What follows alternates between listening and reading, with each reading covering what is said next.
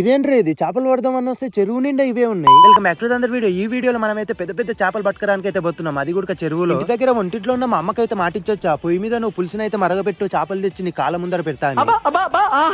ఏటుకొక చేప ఎగిరి మన బుట్టలో అయితే పడిపోవాలి ఏదేమైనా సరే.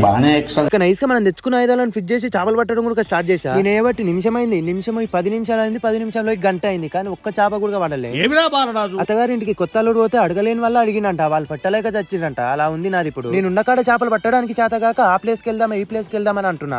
ముందు ఏ పని చేయాలన్నా కావాల్సింది ఓపిక, కానీ మనకు అది లేదు. అందుకే అటు సైడ్ నుంచి ఇవతల సైడ్ వచ్చినాం, కానీ ఇక్కడ వచ్చి అసలు చెరువు నిండా డిఫరెంట్ చెట్లు అయితే కొట్టుకొచ్చినాయి. గాలం వేయడానికి స్పేస్ లేదు అక్కడ. ఇలా ఉంటది, ఉన్న కానే ఊదురా అంటే లేని కాడ అరిచిందంట. స్పేస్ ఉన్న కానే గాలం వేసింటే ఇంతవరకు చేపలు వాడు ఇంటి కూడా వెళ్ళిపోదాము, కానీ ఇక్కడికి వచ్చి ఇన్ని తిప్పలు.